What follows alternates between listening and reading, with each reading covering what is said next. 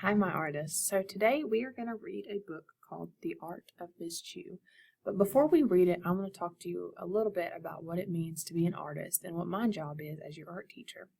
So as an artist, we see the world certain ways, and all of the way you see it totally depends on you and what you like and what you don't like and what you're interested in. And my job as your art teacher is to help you find a way to express that. Now, sometimes I may not always do the best job of it, but I am trying and I'm learning just like you all are.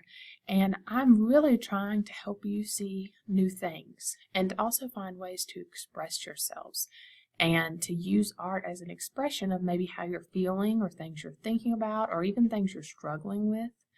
And so this book is kind of about that. It's about expression and about art. And it's written and illustrated by Patricia Polacco, who is one of my favorites. And you'll see in just a minute that she dedicated it to, I believe, her old art teacher, which is very sweet. Here's some of her illustrations.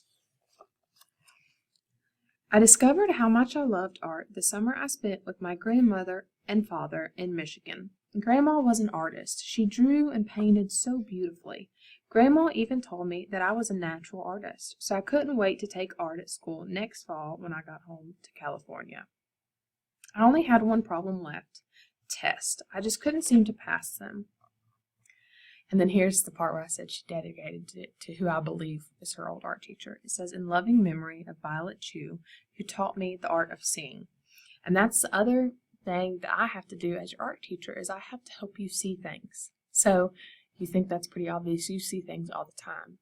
But it's totally different seeing something and creating something. So you might see this picture, you might see my hand on it, but it would be hard to draw unless you have some help. So you need help seeing things so you know how to interpret them and create them. All right, now we'll get started reading. I was back in California and I loved school. Hard to believe because once I had a lot of trouble reading, but not anymore. And I really liked my new teacher, Mr. Donovan. He was from Ireland and had sky blue eyes, a laugh that sounded like bells ringing, and a great Irish accent. He loved telling stories about his family back home, especially his father. Seemed like he always had a smile on his face. But he didn't have a smile the day he handed back my first social studies test. I could feel my face get real hot when I unfolded it. An F again. The trouble was everyone read faster than me. Even though I knew the subject real well, I'd run out of time before I was finished. I started having stomach aches when I knew a weekly test was coming up. Mr. Donovan finally set me down. You know the subject, Tricia. What you need is extra time. He started giving me the time I needed, and sure enough, I began passing tests. But that didn't help my other problem. There was no real art class in my new school, just art on a cart for 30 minutes once a week. That sounds familiar, doesn't it? I only get to see you guys for 30 minutes once a week. Then one day, Mr. Donovan saw one of my drawings. He picked it up and hung it on the bulletin board. Patricia, you have remarkable talent. All of the kids in class crowded up to look at the picture. Man, oh man, can you draw, Davy Mulford remarked. Wow, Rick Shub agreed. When Neone Price, who never spoke to me because she was so popular, was impressed, I felt so proud. Here's art on the cart like we have. It wasn't a day later when Mr. Donovan told me about Miss Chew, head of the high school art department. She has a special program for young artists on Tuesdays and Thursdays. When I showed her your drawing, she said she wanted you in her special class. Now, what would you be thinking of that, Miss Trish? I love drawing. Sometimes when I was drawing, I'd forget to breathe. I danced on air all the way home that day. I couldn't wait to tell my mother. That first Tuesday, I'd never walked so fast in my life as I did to get to Miss Chew's class on time. I had never seen a room like hers. Windows that went from ceiling to floor, giant easels at one end, rows of drying racks at the other, and paint everywhere. I didn't know anybody. Then Miss Chew breezed into the room. Her smock was so covered in paint it was a painting in itself. She was tall and slender, and she spoke with a Chinese accent. "We have a new student today," she said, motioning towards me with her beautiful long fingers. "Her name is Teresa Barber." "Teresa? No," I wanted to shout. "My name is Patricia." But Miss Chu had already spun around and was passing out sketchbooks. From that day on, I was Teresa. I could barely understand Miss Chu's accent. "In this class, we are going to learn to speak another language." She touched her heart. "The language of art." "Art? A language?" But Miss Chu went on, "It isn't spoken. It is the language of emotion and images." So I want you guys to think about that for just a minute. Art as emotion and images. "But first," she told us, "you need to learn to see." See. She plopped down 2 salt shakers in the middle of the table. "Open your sketchbooks, take up your pencils, now draw the shakers. But first, young friends, see them. Don't just look at them, see them." See how the light dances around the glass and makes a shadow pattern on the table? Yes, I saw it. "Draw it," said Miss Chu. "See how you can make your pencil line darker and lighter?"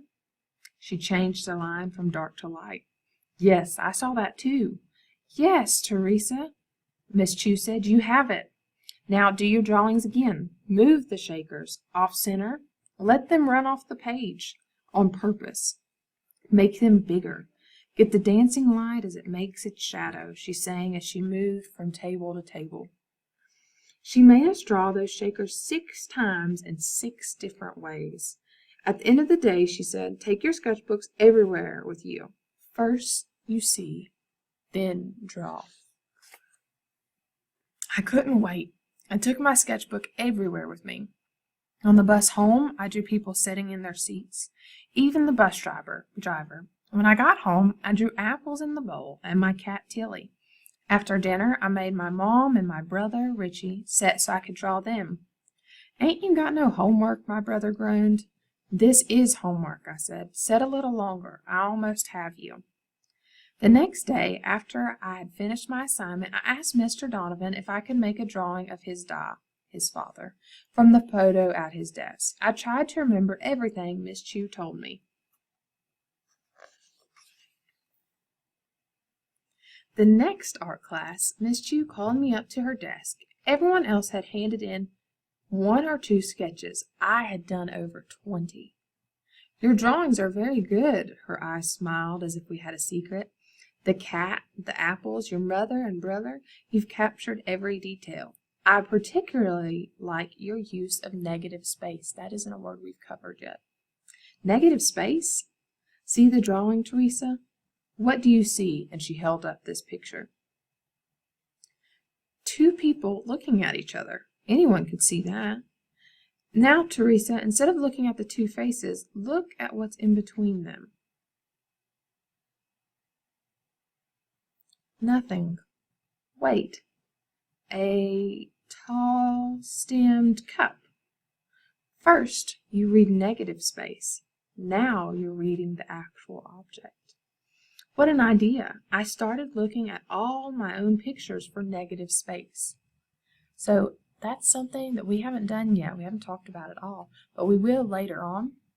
And so what she's talking about is most of you probably saw the 2 faces here, but we didn't look here, and that's our negative space. But if you look at it, it can become something too. I was so happy. But a few weeks later, Mr. Donovan was called to the office. When he came back, his eyes were red. He couldn't seem to talk. He just stared out the window. Finally, he spoke. "Me died today," he whispered. Our whole class got out of our seat and tried to comfort him. He left for Ireland the next day. That is when we got Miss Spaulding, a substitute. She never smiled. Worst of all, when I was taking my weekly test, she came up behind me and ripped the paper out from under my pencil.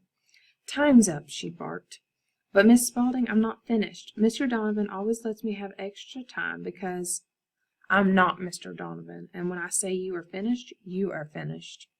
Of course, I failed the test. That's when she got just plain mean.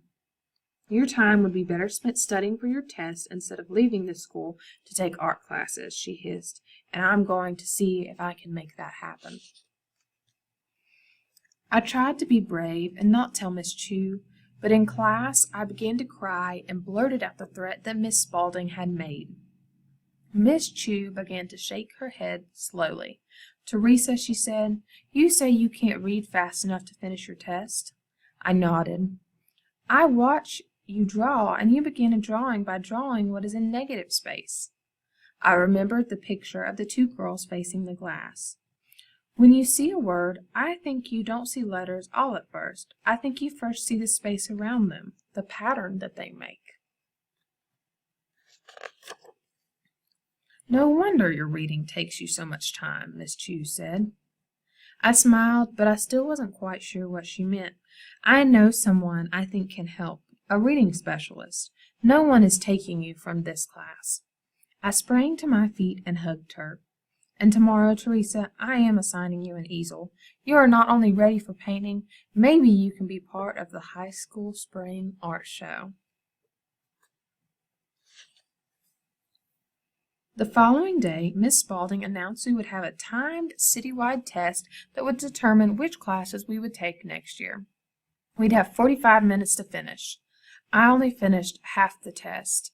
I knew my art class was over. But when I told Miss Chew, she said, we'll just see about that. With my mother's permission, she would take me herself to see her friend, the reading specialist. After class, Miss Chew took me to her car, a convertible. As we drove off, the car sounded like it was growling, and I loved it when we drove by my school and Miss Spaulding actually saw us.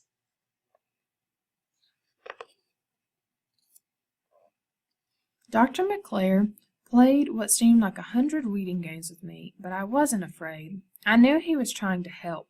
When he finally called Miss Chew in, he said, "You are spot on. She reads patterns, not words. This takes time." Miss Chew wanted a meeting of all the players. Everyone came. The principals, Miss Spaulding, Miss Chew, Dr. McClare, and my mother. Miss Spaulding said the extra art class was simply a distraction. Tricia is drawing instead of studying. Miss Chew said, but she needs extra time to finish tests. All tests. When she and Dr. McClare said that I see things differently than most students, Miss Spaulding scoffed, as if to say, what can an art teacher know about how a child learns? I don't tell you how to teach a child to draw. It was as if she didn't think art teachers were real teachers, that maybe art wasn't even a real class. Mr. Donovan came back exactly 2 days later. I couldn't help myself. I ran to him and hugged him. "I'm so glad you're back," I said. When someone else told him what Miss Spaulding was trying to do, he got really red in the face. And I don't know exactly what happened after that day, but it seemed that Miss Spaulding was no longer needed as a substitute. Not in the whole school. So I went on to Miss Chew's class every Tuesday and Thursday. Of course, as soon as Mr. Donovan gave me extra time when I took my tests, I passed them with flying colors. I decided to use the sketch of Mr. Donovan's father for my first painting. When Miss Chew saw it, she just stood there and looked at it. "Teresa, this sketch is so full of emotion and love. You have most certainly learned the language of art. Mr. Donovan will be so moved." When I finished the painting, she said, "Teresa, this painting is going to be part of the art show. You will be the only exhibiting artist who isn't a high school student." I couldn't believe it. Me in the spring art show. Later that day, Miss Chew asked me to stay after class. She handed me a package wrapped in bright red tissue paper and softly said, "We Chinese believe that red brings luck. And Teresa, remember this ancient proverb. Yesterday is history, tomorrow a mystery, today a gift, That is just why it's called the present." She smiled. When I opened my gift, I caught my breath. It was one of Miss Chu's painting smocks. For me. I wanted to cry. When I looked in her eyes, she had tears too. Only a week later, I wore my new smock to the art show. Look at all the people there. And there's Miss Chu.